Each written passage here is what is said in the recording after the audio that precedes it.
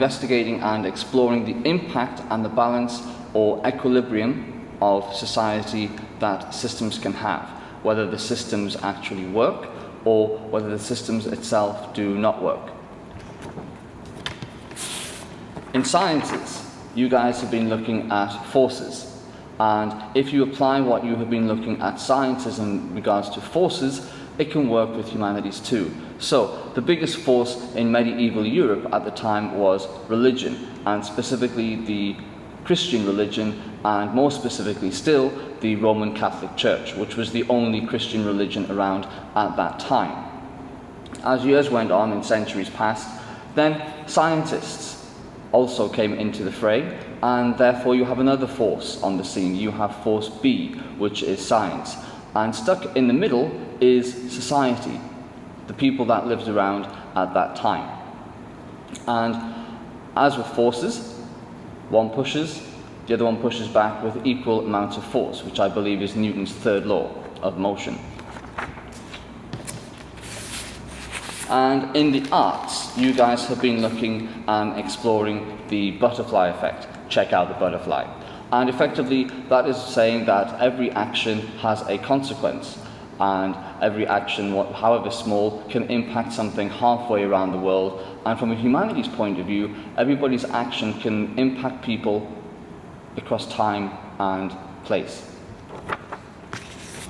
When we're talking about balance, see it like this, the scales. And on the one hand, you have the religion, which we know is the Christian religion and the Roman Catholic Church. On the other hand, we have the scientists. And here we're looking at the likes of Copernicus and Galileo.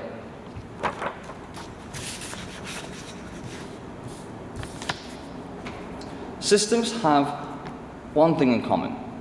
They are designed by people to effectively control people, or to control that specific environment. And the success of a system really depends on it being clear, on it being truthful, and for those that are in charge of the system to be able to control that system well. So I have here some examples of systems which you may be aware of, because systems are everywhere in everyday life. So let's start off with football. As part of this system, there's actually two systems here. First, you have the system that looks pretty much like this. You have the owner who owns the club and pays all of the wages and everything else like that. You have the manager who picks the squad, deals with the press, makes sure they can win enough games.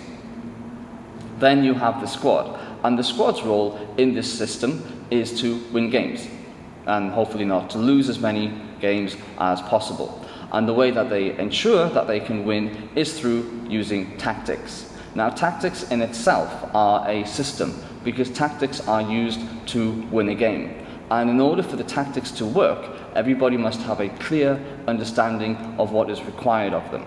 So that's the same for any system. Everybody must have a clear understanding of what is required of them, who is in charge, who is responsible, and what their roles are. Let's move on from football and let's look at some music. And I've taken K-pop as an example. So you'll have the manager right at the top, similar to the owner of a football club. And underneath the manager, you will have the band members. And the role of the band members in the system is to sing, to dance, and to perform. And every video, different members of the band get different slots to sing, so that everyone gets a fair chance. It's a little bit equal. And then they sell their stuff to the fans who buy it, and then make money for the band members, but more importantly, make money for the manager. Let's take a closer look at home. Your system at home is a lot simpler than a football club or a musical band. And at the top of the system, you have your parents. And it is your parents who are responsible for ensuring that the system works. And the way that they ensure that the system works is that they set rules, boundaries, and guidelines, which you, as the wonderful child, have to follow in order for the system of home life to be an effective one. If we look further afield from home, and look at school. And at the top of the system, there is the chairman. Then there is the principal, the MYP coordinator, teachers, and then you guys, the students. And within the system, everybody has a clear role and responsibility, and everybody has rules in which they need to follow. And if we take a look at home and school, if the system changes, then that will impact the balance of the whole system. For example, if at home you guys get to make all of the rules and your parents have to do what you tell them to do, then that will impact your home system. If at school, if students get to make all of the rules again, that could impact the system that is in place in school. And those changes, any changes in any of the systems that we've looked at, whether it is school, whether it is home, whether it is football, whether it is K-pop, will impact the balance. So let's bring it round to what we've been looking at in humanities. And we've been focusing on medieval Europe. So at the top of this system is the Pope, and the Pope is head of the Roman Catholic Church and lives in the Vatican City. And underneath the Pope you have the archbishops, which I've missed off, but they should be there, and the bishops, and then you have the priests. And the way that the system works is that knowledge is given to the society or the community through the sermons that they attend every Sunday. And the church has an important role in the system of society. It gives knowledge, it gives faith, it allows the people to believe, and it allows a certain amount of unity. So there is cohesion, so people get along.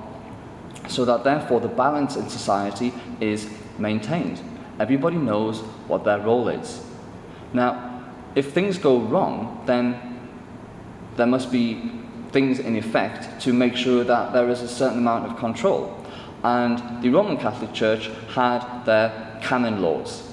And these canon laws had to be obeyed by everybody, whether you were a poor peasant or whether you were a king or a nobleman.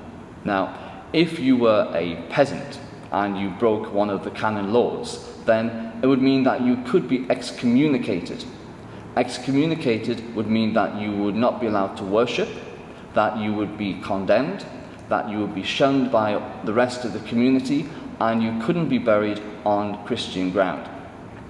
If you were a king and you decided to break the canon law, then you could be interdicted, which means that the whole community, the whole country, would not be allowed to be part of the Roman Catholic Christian faith, which basically means that whole community would be going to hell. And this is what will get preached every Sunday to the community. Therefore, because in medieval Europe, many people were very religious, and therefore they followed what the church said.